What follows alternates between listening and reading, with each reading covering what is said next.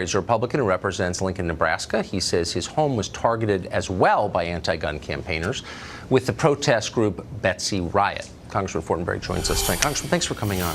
Pleasure to see you. Thanks for having me. So tell us what happened. Well, this has actually happened to me twice. About a year ago, I happened to not be home. It was one of those unusual evenings as well where my wife was away, so one of my older daughters was taking care of the young children. My child comes out to go to school. How many children do you have? I have 5 children. 5 daughters. Wow. And my youngest child comes out, and there's a vulgar sign in my yard. Now, we live in Nebraska. Nebraska is a wonderful place to live, work, and raise a family. That's the heart of our values there. So it's not only shocking to me, but it violates a fundamental principle of civility that we have, and it scared my child. I mean, yeah. Protest me, be angry at me, but don't scare my children in their home.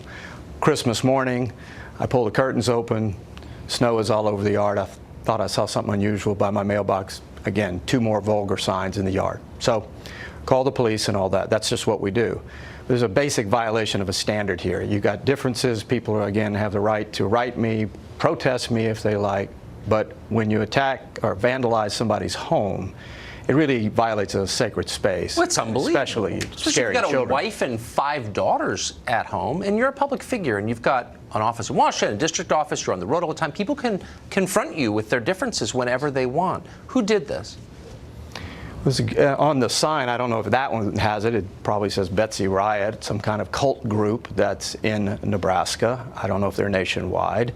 It seems to be related to this incident that happened up here in Washington, D.C. as well.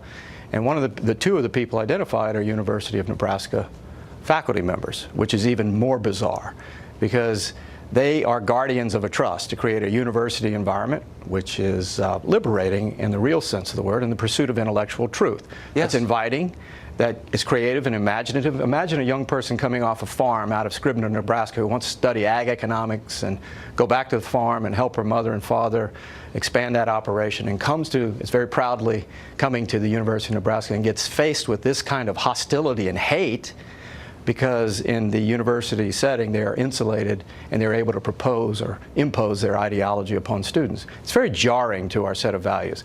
Again, Nebraska is a great place and the university is generally reflective of that, but there is a group of people there who are violating this most basic human standard. Why should taxpayers subsidize harassment?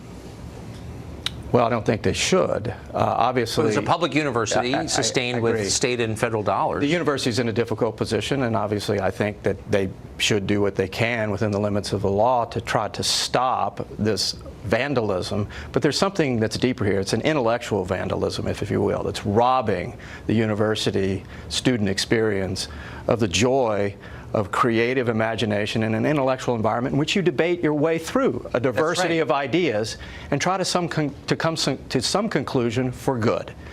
And when you have a threatening, harassing environment, it's just inconsistent with the great trust that a university should have. That's so nicely put, because you're not trying to win someone over to your side. You're trying to bully and intimidate someone. You're trying to force someone to agree with you, which is obviously fascist. Yeah. Congressman, thank you for coming on. Pleasure visiting with you. Thank you. Speaking of college, university education costs more and more and more. What are you getting in return for that? We have the numbers in part 3 of our series, Is College Worth It? That's next.